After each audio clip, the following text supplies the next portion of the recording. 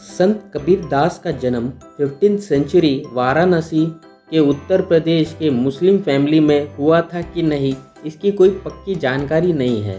वह हिंदू ट्रेडिशन से प्रभावित थे कि नहीं, इसकी भी कोई पक्की जानकारी नहीं है। लेकिन यह पक्का है, वह एक फिलोसोफर और पोएट थे। वह अकेले सफ़र पे निकले थे दुनिया को जानने के लिए।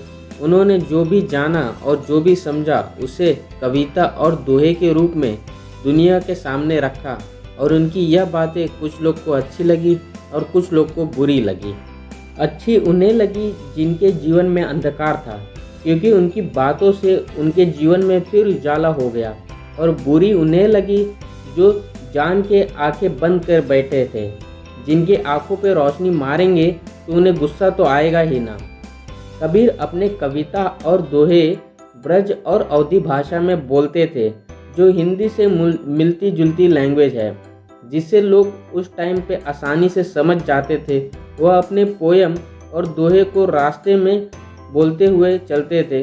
कुछ लोग उन्हें खुश होकर खाना देते थे और कुछ लोग उन्हें भगा देते थे।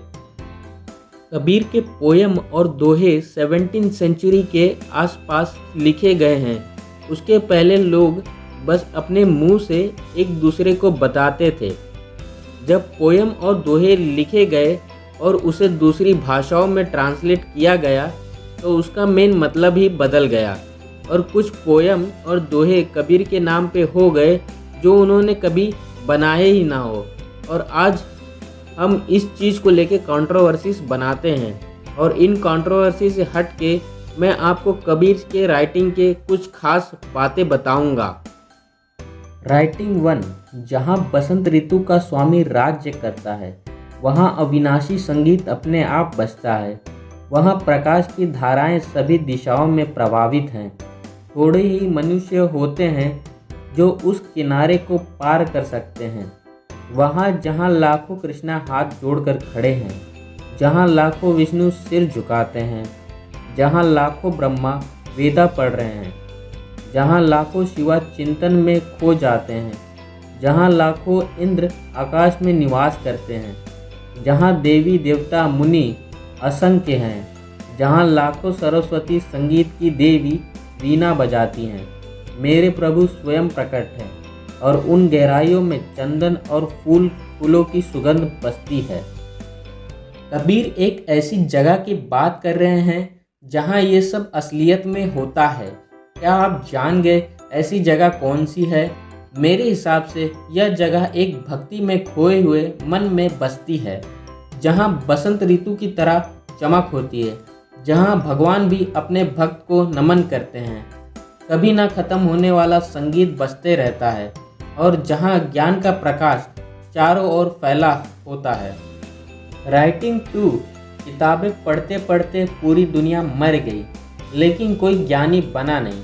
लेकिन सिर्फ मूल बातों को समझकर ज्ञानी बना जा सकता है। इस राइटिंग में कबीर उस ज्ञान को महत्वपूर्ण बता रहे हैं जो दुनिया में होने वाले किसी कारण को बयान करता है। राइटिंग 3। अगर मस्जिद में ईश्वर हैं तो दुनिया किसकी है? यदि राम उस छवि के भीतर हैं जो आपको तीरथ में मिलती है, तो उनके बिना आपके साथ क्या हो रहा है ये जानने वाला कौन है? हरि पूर्व में है और अल्लाह पश्चिम में है। अपने दिल के भीतर देखो, करीम और राम को पाओगे। संसार के सभी स्त्री पुरुष उनके जीवित रूप हैं। कबीर अल्लाह और राम की संतान है। वह मेरे गुरु हैं, वह मेरे पीर हैं। कबीर अपने इस राइटिंग में उस समय के दोनों धर्म के लोगों को भगवान का सही अर्थ समझाते हुए कह रहे हैं कि हम सब भगवान की संतान हैं। राइटिंग 4। संत, मैं देख रहा हूँ कि दुनिया पागल है। अगर मैं सच कहूँ तो वो मुझे पीटने के लिए दौड़ पड़े। अगर मैं झूठ बोलूँ वो मुझ पर भरोसा करते हैं। इस राइटिंग में कबीर ने कितनी सच बात कही है। कैसे हम पॉलिटिशियन की झूठी बातों पे विश्वास कर लेते हैं। यह प्रोडक्ट हमें फ़ायदा पहुंचाएगा, ये सुनकर ही हम उन प्रोडक्ट को खरीद लेते हैं, जो एक बहुत बड़ा झूठ होता है।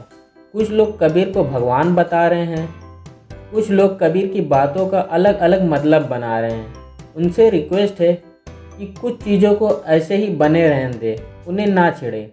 आज के लिए इतना ही, मिलते हैं फिर किसी 5 मिनट नॉलेज में। धन्यवाद।